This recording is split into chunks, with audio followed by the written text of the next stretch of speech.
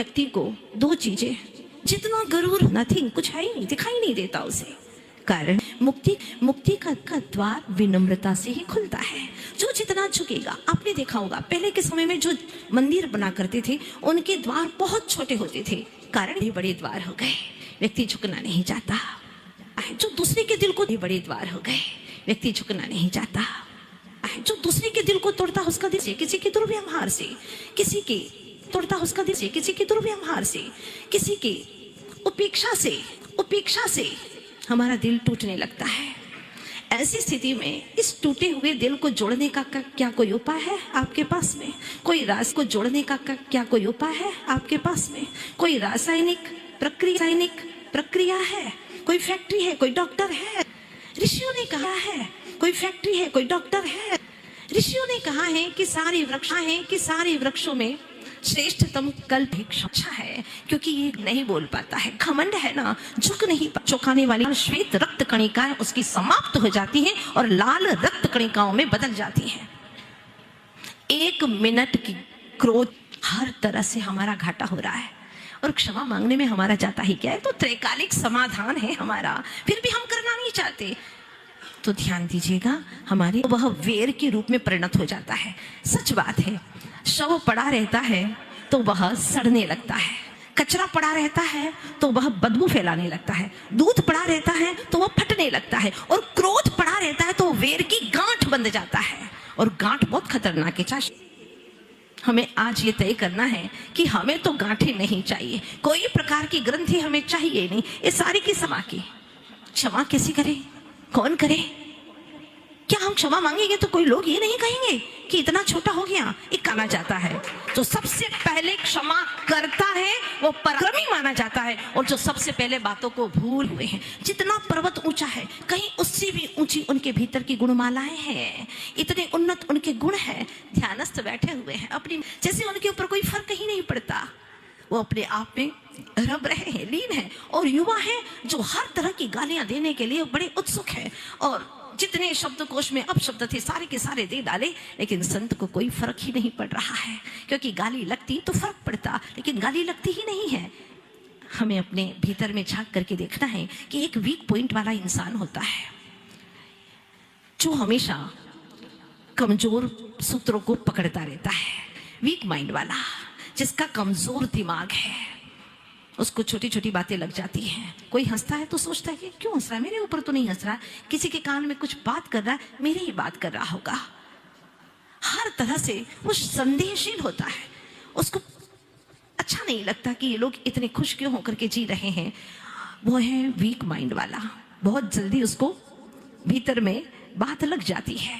लेकिन दूसरा होता है स्ट्रॉन्ग माइंड वाला, सुना तो सही, लगा भी, लेकिन उसको माफ कर दिया, अरे भाई चलो ठीक है, संसार में सब होता ही रहता है, ठीक है, उसको माफ कर दिया। लेकिन तीसरा वो व्यक्ति जो वाइस माइंड होता है, बुद्धिमान, अपनी बुद्धि का सदुपयोग करता है कि ये मुझे परेशान करने के लिए आया है, लेकिन मुझे परेशान होना ही नहीं है। भाई तू गाली दे रहा है लेकिन मुझे लेना ही नहीं है, मुझे नहीं चाहिए तेरी गाली, क्योंकि मैं नापसंद करता हूं, इसलिए मैं नहीं लेता हूं। लेकिन हम तो बिल्कुल तैयार रहते हैं एवरी टाइम, जो भी हमें कुछ कहे हम उसको ग्रहण कर लेते हैं। किसी ने प्रशंसा की, उसी को ग्रहण कर लिया, किसी ने बुराई की, उसी को ग्रहण कर लिया।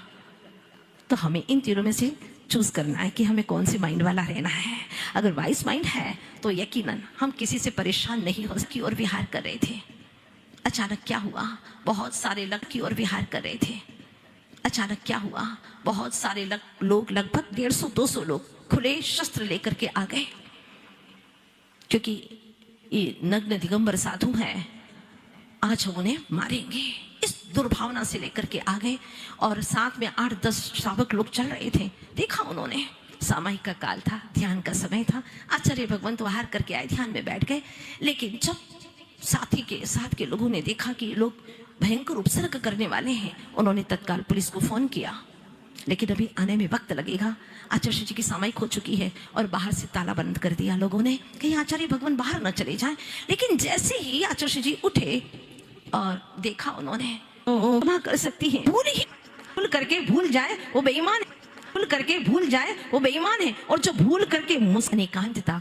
और चौथा है, जब ये 3 जिसके में, ये बहुत बड़ी बात है, ने सुना था ने, ये बहुत बड़ी बात है, ने सुना था ने, बड़ी ही दूर होने दिया, क्योंकि वो जानते थे कि युद्ध में बेफालतू का खर्च होने वाला है, लोग परेशान होने वाले हैं, लोग परेशान होने वाले हैं, पीड़ित हो जाएंगे, हाहाकार मच जाएगी, मिलने वाला कुछ भी नहीं है। आज युद्ध में अरबों खरबों रुपया खर्च करते हैं लोग, लेकिन क्षमा एक ऐसी चीज है, हर देश देश में अगर ये हो जाए, और वर्ष में 3 बार क्षमावाणी पर्व हम लोग मनाते हैं, और वैसे हम नित्य प्रतिदिन मनाते हैं, दिन में कई बार भी मना लेते हैं, जब जब भी मन में कोई ऐसा भाव आए, उत्तम क्षमा, कोई गांठ हमें रखना ही नहीं है। यही जिंदगी जीने का बहुत बेहद सुंदर तरीका है। अभी सुन रहे थे नेपाल के अंदर तरीका है, अभी सुन रहे थे नेपाल के अंदर आग से पता नहीं क्या क्या जला दिया, अहिंसा का तांडव नृत्य हो रहा है, ये हो रहा है, वो हो रहा है, कितने लोग परेशान हो रहे हैं। इसके पहले कहां कहां हुआ आप लोग जानते, श्रीलंका में भी हुआ, और ये स्थानों पर होते होते होते भी कोई शांति मिली क्या? शांति तो क्षमा से ही मिलती है। तो ये बात पक्की है कि ये जो क्षमावाणी पर्व है, अभी हम सुन रहे थे कि ये मात्र जैनियों का नहीं है, बिल्कुल नहीं है, क्योंकि इसका सबसे बड़ा प्रतीक ये है, खम्मामी सब जीवाणाम सभी जीवा खमन तुम्हें। कहीं ये लिखा है कि जैनी नाम, मनुष्य नाम भी लिखा है क्या? अरे ना मनुष्य के लिए ना जैनियों के लिए, ये तो सार्वभौमिक है, सार्वकालिक है, यहाँ शाश्वत पर्व है, शाश्वत तीर्थ है हमारा। इसीलिए यह क्षमावाणी पर्व जैसे जो पर्व आते हैं वो हमारे भारत देश में मनाए जाते हैं, जहां पर अहिंसा प्रधान है। तो दूसरा सूत्र उभर करके आता है आचरण में अहिंसा। आचरण में अहिंसा अगर देखना है तो भारत की धरती पर आना होगा। जो भारत एक महज जमीन का टुकड़ा नहीं है, बल्कि जीता जागता महापुरुष है, क्योंकि यहाँ ऋषि मुनियों ने जन्म लिया है, जहाँ आत्मनिर्भरता है, जहाँ चारित्र है, जहाँ अनुशासन है, और जहाँ पर मानव के अंदर संवेदनाएं हैं।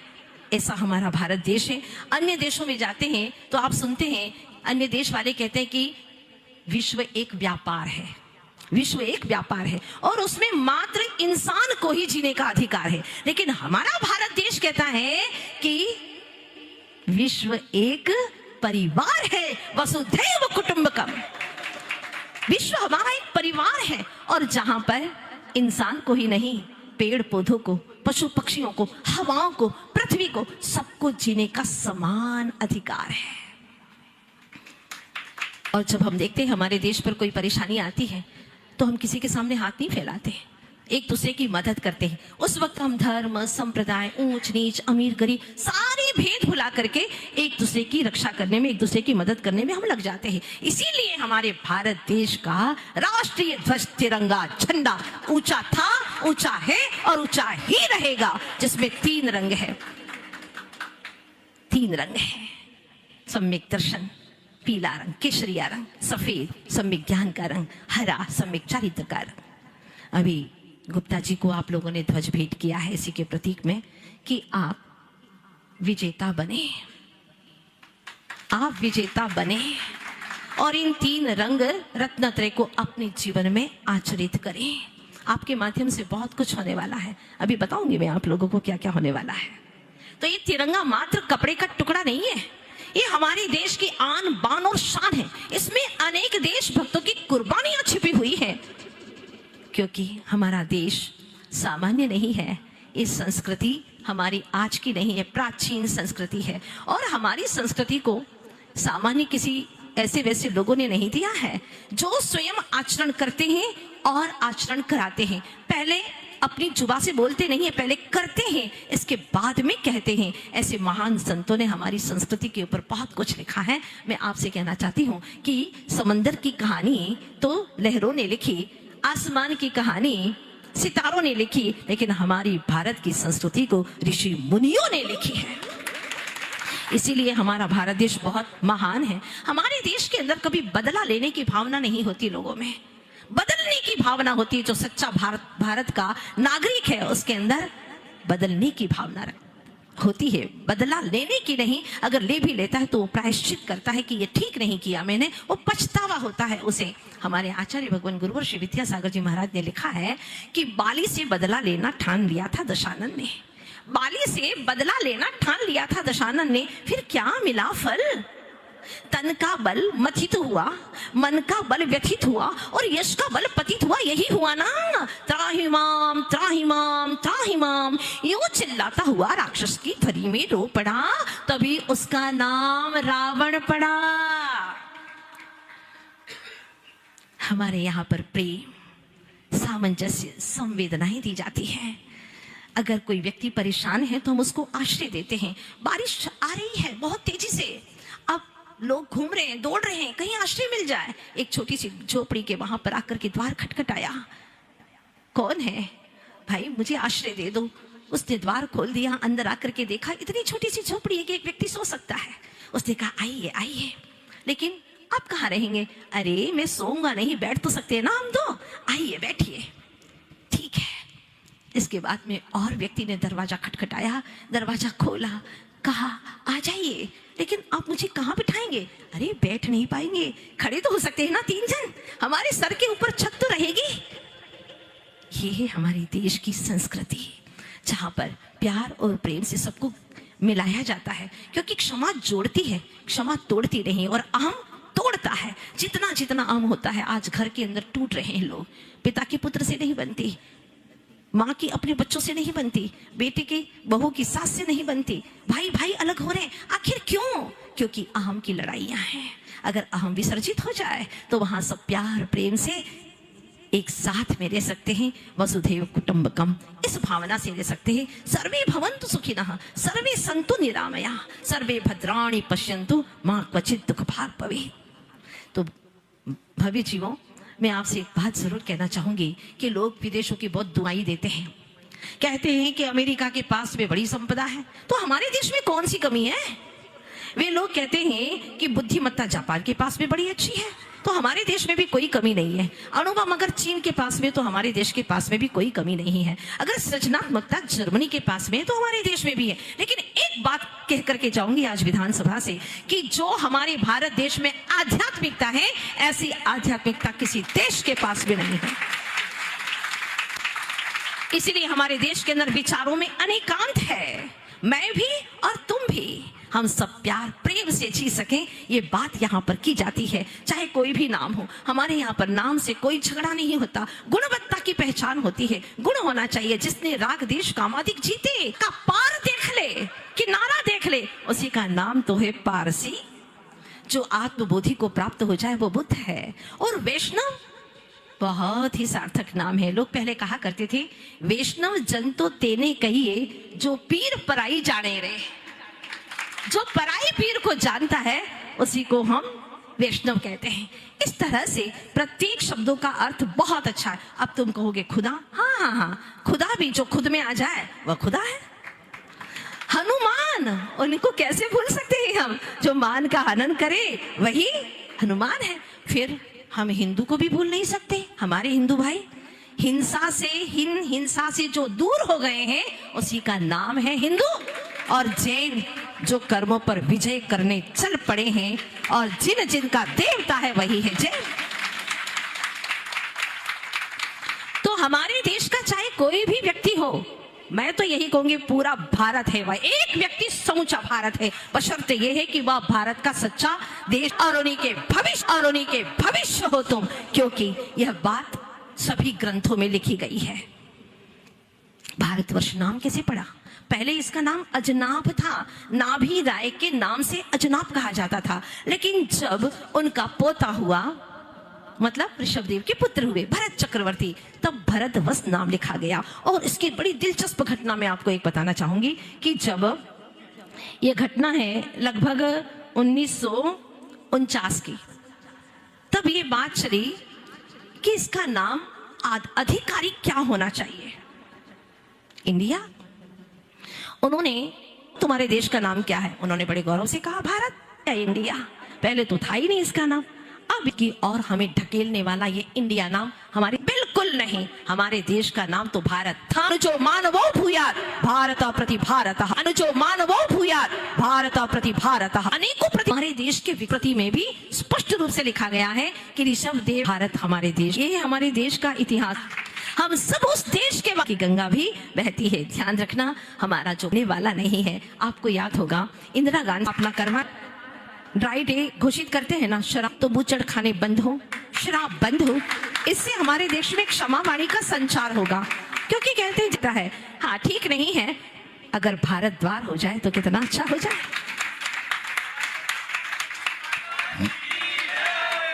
आप लोग भूले नहीं होंगे वो संत जिनको मैंने गिरी के ऊपर बिठाया था, भूल तो नहीं गए ना? क्या हुआ उनका? युवा लोग आए थे और अपशब्द, भूल तो नहीं गए ना? क्या हुआ उनका? युवा लोग आए थे और अपशब्द कह रहे थे, लेकिन उनके ऊपर कोई प्रभाव नहीं पड़ा। क्यों? क्योंकि उनके अंतस में क्षमा थी। कह रहे थे, लेकिन उनके ऊपर कोई प्रभाव नहीं पड़ा। क्यों? क्योंकि उनके अंतस में क्षमा थी। ऐसे वे मान और प्रत्येक कर्म गीता के समान होता है। देवता प्रसन्न होता है और कहता है, कहिए महाराज क्या आज्ञा है, इन सबको गिरा दूं इस गिरी से, आगे आज्ञा दीजिए। संत ध्यान मुद्रा छोड़ करके कहते हैं, नहीं नहीं नहीं, इनको गिरी से गिराओगे, इनका कभी उत्थान को गिरी से गिराओगे, इनका कभी उत्थान नहीं होगा। संत की करुणा देखिएगा, वो क्या नहीं होगा। संत की करुणा देखिएगा, वो कहने है उनकी क्षमावाणी, तो बनने है उनकी क्षमावाणी। तो मैं अंत में यही, और एक मिल करके दो हो जाए, अंत में यही, और एक मिल करके दो हो जाए तो एक और एक मिलाए तो परेशानी होगी। इसलिए मेरी आपको जाना है, लेकिन बीच में शरीर ने धोखा दे दिया। हमने सोचा कि अब कैसे जाएंगे, क्योंकि गला साथ दे नहीं रहा। आप लोगों की सबकी सद्भावना थी, तो आज आप अपने उन सब, और मैं भी भावना करती हूं आप सबका, और सूर्य नगर में कमेटी वाले जो भी हैं महानुभाव, वो सारे महानुभाव, साथ ही शासन प्रशासन के सभी महानुभाव और तीर्थ क्षेत्र कमेटी के अध्यक्ष, समाज के जो प्रधान हैं, सभी श्रेष्ठीगण हैं और संयम के साथ में अंकुश भी है।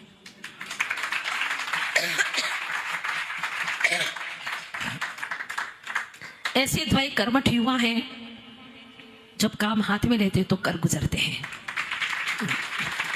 अविनाश पथ के इच्छुक हमारे भाई भी हैं। सभी के लिए बहुत सारा आशीर्वाद। इसी तरह से आप कार्यक्रम को करते चले जाएं और पूरे देश में, पूरे विश्व के अंदर शांति का, क्षमा का बिगुल बजाए। हमें आशा है कि हमारे पूरे देश में, पूरे विश्व के अंदर क्षमा क्षमा क्षमा, चारों तरफ शांति का साम्राज्य छा जाएगा।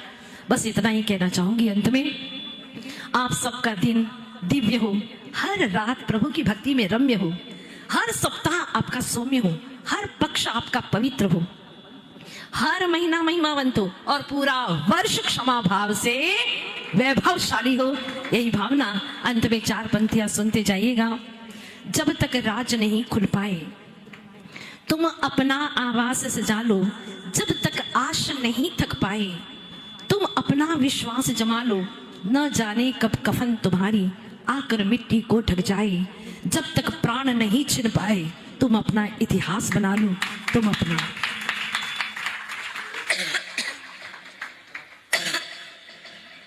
अहिंसा में विश्व धर्म के आचार्य गुरुवर्ष विद्यासागर जी महाराज की, आचार्य वरिष्ठ समय सागर जी महाराज की, क्षमावाणी महापर्व की, बोले हरिका श्री पूर्णमती माता जी की, वंदनीय हरिका संघ की, जयकारा गुरुदेव का। चलिए आप सभी जानकारी के लिए बता दूं, पूज्य गुरु माँ का पिछले 3 दिन से 2 बुखार लगभग चल रहा है, लेकिन एक निमंत्रण था आदरणीय भाई साहब का, श्री विजेंद्र गुप्ता जी का, अध्यक्ष महोदय का, कि विधानसभा में उपदेश होना है।